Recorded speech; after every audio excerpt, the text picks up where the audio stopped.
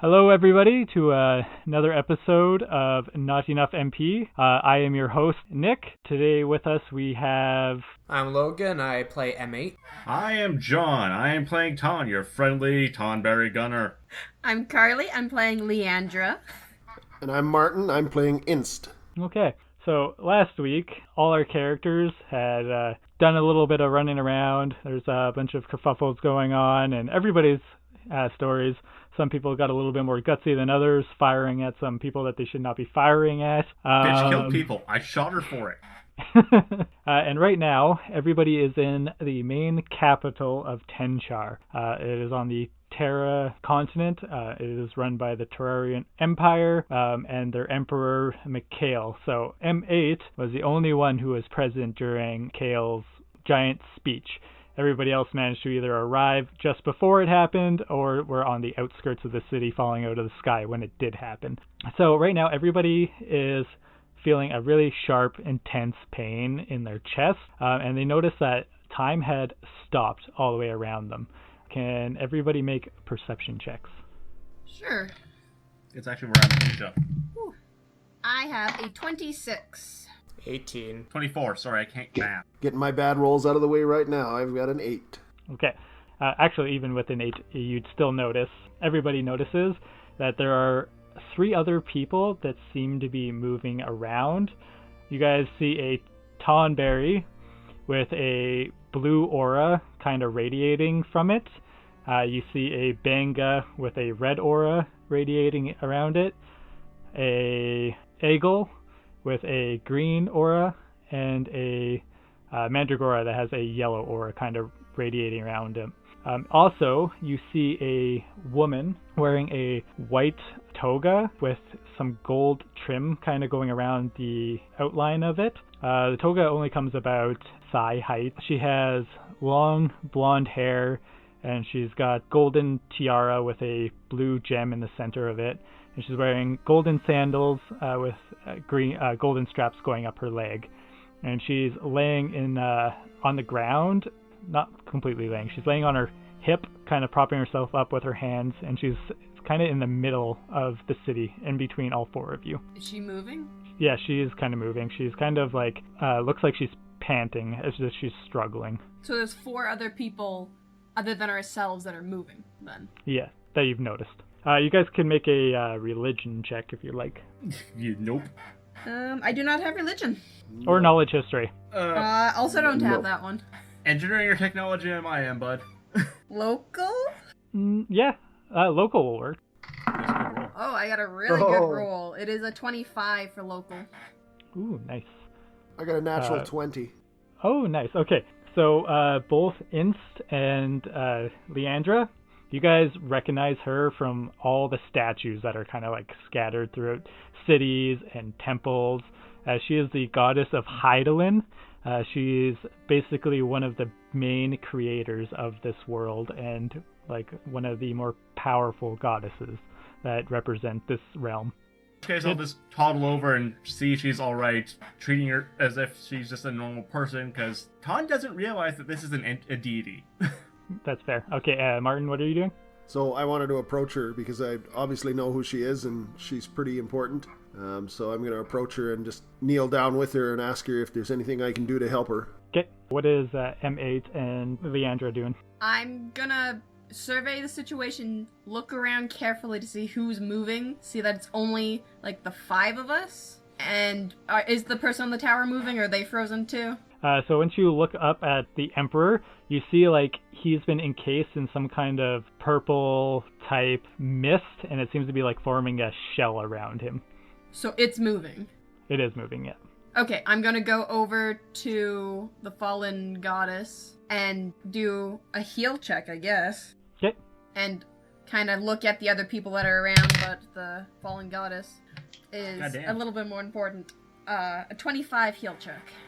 It definitely seems like her strength is leaving her. Like upon closer inspection, you kind of see like bits of 4 different individual lights are kind of like falling out of her body. You can kind of like see these auras.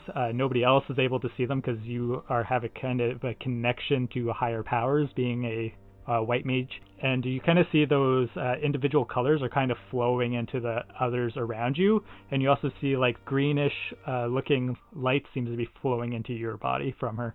I will be very, very confused. Also say, I think you're losing essence. And what's Emma doing? Well, I'm looking around the place. Everything is really weird to me. So I look over to these people and go, oh boy, more friends that I can play with. And I rush over as fast as I can, forcefully shake everyone's head and hand, and introduce myself immediately. My name's M8. What's going on here? So she looks to everybody and she goes, So you are the 4 chosen by the crystal. and she looks over at Inst and puts her hand on his shoulder, and she goes, I appreciate your assistance, but my time is short. The only way you can save us now is by finding the crystal essences and restoring a new vessel before Zodiac is reborn. Can I make a check on Zodiac? Probably not. yeah, you can make local. A local work for that? Alright, cool. 18 for local. So with an 18, you have only seen statues of Zodiac inside more evil temples, I guess, people that work really dark entities. He is a being of destruction, and his whole purpose is basically destroying the world and rebuilding it in an image of his own liking. And his power had been sealed away a long time ago by Heidelin, trying to prevent this from happening. She basically put his essence into these 4 stones along with hers and scattered them about the world. So when they were shattered, her essence wasn't able to return to her body. Instead, it was distributed to others, which has happened once before in the past. That's why she said, you are the new warriors. And you know this, obviously, from being a person that studies in religion. I imagine you looked up the history and stuff like that on it. Yeah. His power is getting sent back to the nearest vessel that can contain it, that probably being of the Emperor. Huh. I don't know how well we're gonna do at this. I think you have more faith in us than you should. Inst won't allow evil, so I'm definitely going to have to do something about this. She looks to you guys and goes, All the essences have been scattered across the 4 continents. Only by gathering them and putting them in a new vessel will you succeed. However, time is of the essence, as that cocoon will hatch into Zodiac. So we shouldn't worry about the cocoon and just run off? Nothing you can do can destroy the cocoon. How long do we have until this cocoon hatches? Maybe days, weeks, months, only time can tell. So this cocoon's just gonna sit on top of that tower? And no one's really gonna do anything about it? as you say that, she points up to it, and you see that the cocoon's been kind of levitating upwards and started heading over towards the ocean. Huh, that could be a problem for later. You don't say. I'm just... M.H. just, like, kind of sitting there with his legs out looking up in awe, just, like, going, oh boy, I've been chosen twice in one day and given 2 important tasks. We should definitely do something. I will look at M8 and be like, I agree with you. I also want to hug you. This thing is adorable. Why is it adorable? She just, like, kind of looks at you guys like, The world is in peril, and this is what you're fixated on. We don't know where to start. I think we're a little lost here. I'm sorry. You will feel the essence calling you to them. after that, she kind of, like, seems to have grown quite a bit more weaker, and she starts kind of breaking down into light and starts kind of fading, and the rest of her essence kind of flows into you guys. And all of a sudden you start hearing the sound of people moving again, and M8, make a reflex save.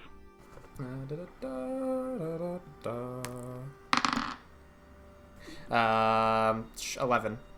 11. Okay. Once time seems to start going again, everybody's like, you can hear all the bustling and all that, and then all of a sudden, M8, you feel something like come ramming into you as Bean just like tackles you to the floor.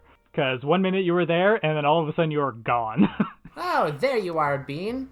What were you up to? Bean's just like kind of like tilts his head at you and then like starts nuzzling into you. Describe what Bean looks like. Bean, he's just a little tree-ant sapling. He's green, he's really round, he has like 2 little stubby legs and like arms, but he's rather surprisingly fast. So sort of like a baby superhero whose name we probably shouldn't say? I also gave it a a leaf tail in his backstory accidentally, but yeah. It works. You can have a tail or it doesn't. It just is. Yeah. So yeah, after seeing the goddess dissipate and him getting tackled by Bean, you see that the purple cocoon is now like basically in the center of all 4 continents, high above the ocean, and you can see like this purple energy kind of flowing off of all the continents towards it. That can't be good. Like, how cram-packed is this area right now? It is super packed. It's super bustling because everybody was waiting for the Emperor to do this announcement. They don't quite understand what's going on. So they're looking up there and they're like, okay, where did the Emperor go? There's like some murmurs going on. Like, what the hell is that above the ocean? What the fuck is this thing being mauled by a little tree? So Tonkin don't do great in crowds. So Ton reaches to his hip and pulls what looks like another gun off, holds it above his head, and then pulls the trigger. There's this loud, shrieking noise that goes ripping into the air and then explodes. No damage done to anything, but it's just really, really loud. Okay, everybody just like starts like freaking out, and they see you, and they just like kind of scream that they see that you have a gun, and they all scatter away from you. And you see like one of the guards running out of the distance, and they're like, Hey, no, you can't be pulling out weapons in the middle of the crowd. We already got enough chaos going on. We don't need that right now. So until the guard gets within 30 feet of Ton, he sits there waiting, tapping his foot. When he finally gets within 30 feet, it's a shrieker round. It literally can't hurt anyone. And he's like, I know, but as you can see, there's already a bunch of chaos and mayhem. We can't afford to like freak these guys out anymore. Just put it away. And I'll disperse everybody away from you. Just like, for the love of God, put the thing frickin' away. I'm surprised I was more freaked out about that rather than the fact I've been holding an assault rifle this entire time. You didn't fire it. I really didn't see the need for that. Yeah, Inst isn't too happy about that. Scaring innocents isn't a very good thing to be doing. Are we all together? Yep. Well, as long as no one is hurt, why should it matter? And I shake the guard's hand now. Just apologetically. He just looks like very confused. He's like, okay. Oh, it's a pleasure to meet you. Does this child belong to anybody? As he like holds you up. I believe that he belongs to us. I will take partial responsibility for now. I am not a child, thank you, and I would please ask you to put me down. Sorry. He like kind of carries you, like both hands under each armpit, extended outwards, and he like walks over and slowly places you down in front of Leandra, and then he leaves. Ton just kind of scratches their head for a second. Look, I'm sorry. Tonkin don't do well in large crowds. I panicked. At least I didn't hurt anybody. Yes. Okay, so I will look around at the other ones that are here and be like, okay, so I have no idea what we're gonna do, but apparently all of us are together in this. I guess introductions are in order then. My name is, and this horrific static screech fills your minds for a moment from his telepathy, but since I doubt any of you can pronounce that, you may refer to me as Ton. Oh, okay, wait. Was that with 2 L's or 2 R's? Tonkin just sort of stops for a second, and their head slowly turns, this unblinking stare. You're not supposed to understand. That's Tonberry, right? Like, I picked it up because we were traveling through one of their villages one time. Well, that's a taboo. Alright, great.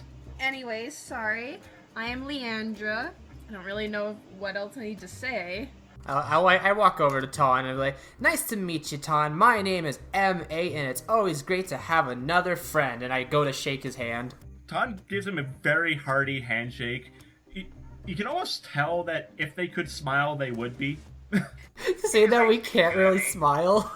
Tonkins don't have mouths or facial expressions. I don't have a mouth either. My eyes just kind of light up every so often. They get happy squinty with you. We're both happy squinty fellows. Oh gosh. I kind of stand off to the side with my arms crossed, intense look on my face. My name is Inst Sgugigi. You can call me Inst. Nice to meet you, Inst. Again, I apologize for my prior outburst. Accepted. Okay, so as you guys like just finish your introductions, you hear a weird like crackling noise and static almost fills the air.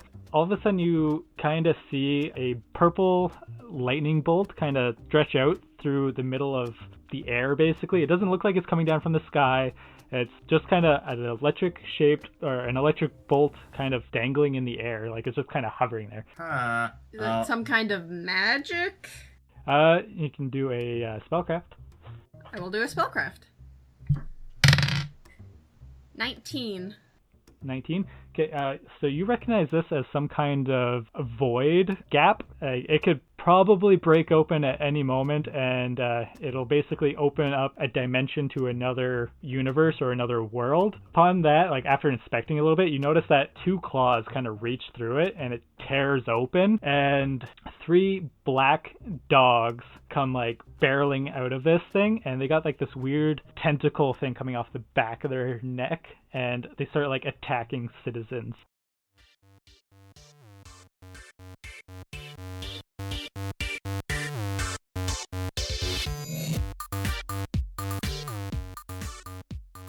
Hi everybody, welcome to our Friendship Corner. This is our mid segment. This is where we do our special thanks for everybody. So I just want to send a special thanks to Nick Schomer for doing our intro song. He's done a great job. He's absolutely amazing, super friendly. You can find him at Doran1 on Twitter. Also, special thanks to Aaron Williams. He's the one that's helped me improve my editing. If you haven't noticed, this one's probably turned out a lot better than our first episode. You can find him at Echo Williams, also on Twitter. And if you didn't notice, there's also another female voice on the podcast today. That is Cheyenne Lose. She's actually a coworker of mine. She's volunteered to do some fill-in voices for some of our characters. Basically, I roleplay with all my team, and once we encounter an NPC that I can't really voice properly, I'll roleplay them the best I can, and then she comes in and then just does a voiceover for exactly what I said. So it just kind of gives us a unique take on our NPCs, something a little bit different than everybody else is doing. Also, we get our music from incompetech.com. Absolutely amazing. All their stuff is free. There are some stuff that you can pay for, and all our role-playing stuff, all our stats, all our character sheets, all our D&D information we get from FinalFantasyD20.com. If you're going to be doing a Final Fantasy roleplay, best site to go to. You can find us on Stitcher, Google Play, iTunes, Spotify, and Podbean. Some of those are pending right now, but they should be up very soon. Also, if you want to email us or talk to us, you can email us at notenoughmp@gmail.com. You can send any fan art there. We want to see as much fan art as possible. We are dying to see fan art of Bean, Ton, and Leandra, and it's very curious as to see what you guys think of them, what they look like in your head. We want to see it. We want to see it all. Also, if you want to be a guest star, we are going to be planning for that.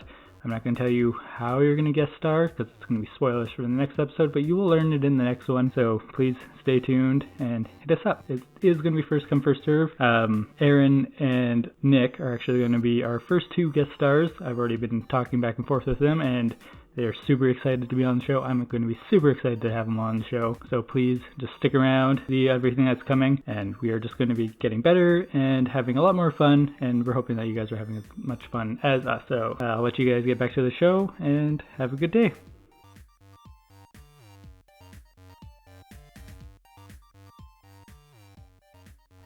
Roll for initiative. I have a 5. Ton, what'd you get? 23. M8. I got 19. Damn. And Inst? 16. So there's 3 of these creatures. They're about 15 feet apart from each other, and they're about 15 feet away from you guys. Right now you see one is attacking a mother and her child, a human child and a human mother. You see one is attacking a old Vieira lady, and you see another one is chasing after 3 Muggles.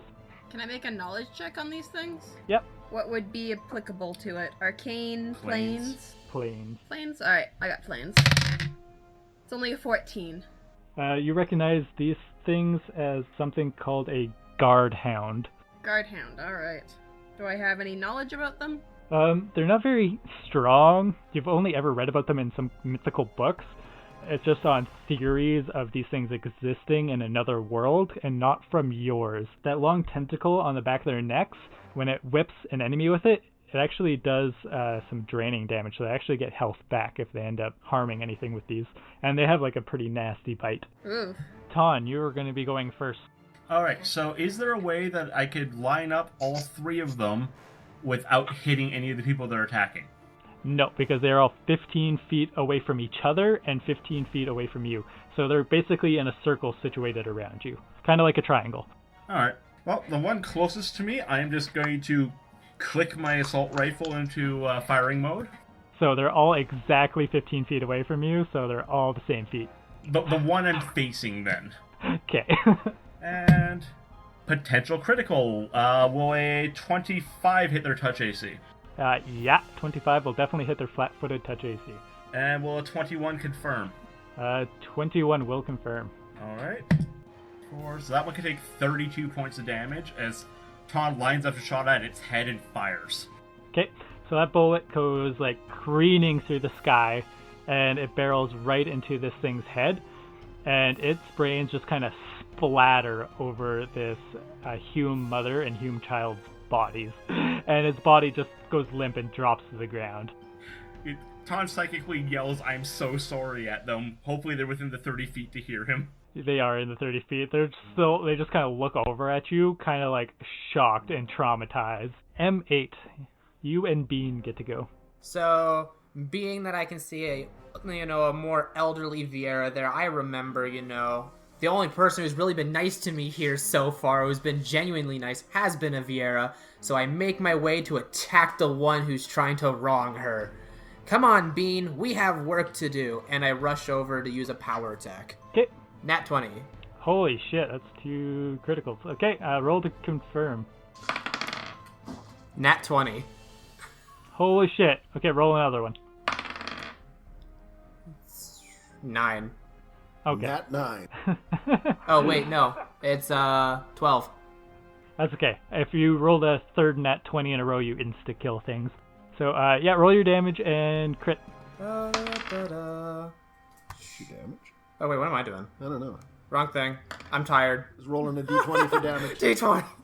So, 6. So you go, like, charging in at this thing, and you leap up, and then Bean kind of comes underneath you, and you kind of land on his little stubby arms, and then he throws you further high up into the air. And you do like a little spin, and you come down with your axe and drive it right into this thing's back, and it yelps because you managed to slice off its tentacle, but it's still alive. Well, if you think that hurt, you just wait, because there's more pain coming. So it's going to be Bean. I'm essentially just going to get Bean to do the same thing. That is 8 to hit. Yeah, that's going to miss, unfortunately. So Bean, as he's charging towards him, and after he threw you up into the air, he looked down and was like, "Oh shit, there's like a big monster there. This is outside my pay grade." He just kind of stops. Well, at least you tried, buddy. And then it is their go. So this thing, having you in its back, it's going to try and nip at you. 14 to hit. 14? Yeah. I have 18, so no. Okay. And the other one has not been attacked yet, so it's just going to keep nipping away at those Moogles. And he manages to bite at one of the Moogles, and you see it like chomp into it, and the Moogle's kind of like flailing around in his mouth, and he throws it down to the ground, and the Moogle seems to be unconscious. Oh no, poor Moogle. Leandra. I think I went before her, didn't I? Oh, yeah, sorry. So M8 attacked the hound that was attacking the elderly person? Yeah, the elderly Vieira. Yeah, I would attack the one that attacked the elderly person. I guess that's the same one as M8. Okay. That would be 14. I run up to it and try to punch it. Okay, 14 does hit. 10 damage. Okay, so you run up to this thing, and you stand beside it, and you hold your fist up above its head, and then you just drive your fist down into the top part of its skull, and drive his face right into the ground. He doesn't seem to get back up from that. Leandra. I'm gonna see that those two are handled, so I'm going to open my wings and take to the sky, like 30 feet into the air. I'll go 20 feet into the air, and then I'm gonna get my power staff out and hurl a holy ball at the other hound. Okay. Oh, bounced off the table. Oh, that's a nat 20. Holy crap. Okay. We're getting lots of crits today. So I have a 11 to get his touch AC. 11 will hit his touch AC. So I confirm my crit then. Nice. So I'm trying to get this thing's attention off of the Moogles, obviously. And I'm kind of like, hey, stop freaking biting those little guys. 16 damage. Ooh, nice. Okay. So you shoot your holy orb, I'm guessing, or holy ray out of your power staff. You go careening into the side of this thing, and it lets out a loud yelp, looks back up to see where that damage had came from, and sees that you're up in the sky. You can see it kind of thinking, and then it looks back at the Moogles and starts nipping at them again. Well, I got its attention slightly. Ton. Well, there's one left, so I'll just take aim and fire. Carly will confirm that was a nat 20. Oh my god. I'm like the only one that hasn't rolled a 20 so far. Yeah. So 20 will confirm, right? Yes. 52 damage. Holy shit. Okay. So yeah, you fire at this thing, and your bullet basically goes through its ass and out its head, and it blows him up, and he just sprays blood and guts all over the Moogles. Sorry again. Can you, stop exploding things? It's gonna be such a mess to clean up. I'm not meaning to. I run over very quickly and offer a rag. I walk over to Ton, slowly, sort of intensive looking. I walk up to him, and I say, well fought, and extend my hand to him. Thank you. I'm gonna ignore the others and go over to where the Moogle is that is unconscious and make sure that it is alive and not dead with the heal check. Okay. That is an 11. Yeah, he's alive. He's just very unconscious. Then I'm gonna do a lay on hands. Okay. Alright, so we get 6 hit points back. Nice. Okay, yeah, as soon as you heal him, he springs up forward and he looks up at you, and you just see a little glittering in his eyes, springs up and wraps his arms around your neck. But you don't have to hug. It's okay, and I'll gently pat it on the back and try to pry it off. As you're tugging on him, you see that he's just not letting go. He's hanging on to dear life. He's like, but I was so close to death. I saw the light. Thank you so much, Kupo. But no problem. You can release your death grip on my neck now. It's okay. You're fine. Thank you so much, Kupo. Thank you, Kupo. Kupo, thank you, Kupo. He's still hanging on. I'm gonna continue to try to pry it off with no success. Tom's gonna look around for a second because the guard specifically told him to not fire his weapon, and he's just waiting for one of the guards to come up and start yelling at him again. Because he shot twice. Emmett runs up to Ton with Bean, and they're both their eyes are sparkling in admiration at Ton's weapon. He's like, oh boy, Eden, that is the coolest thing I've ever seen. Oh, why thank you. I built it myself. It works pretty good. Also, you hit hard. Remind me not to get you angry. You wouldn't like it if I was angry, but you are friend. You see that the guards are kind of staying far away from you. They're so afraid that if they say anything to you, that the same thing is going to happen to them. Sling my assault rifle back over my right shoulder and just... All right, everybody, I think that is a good place to end it for the night. Thank you, everybody, for listening. I was your GM, Nick.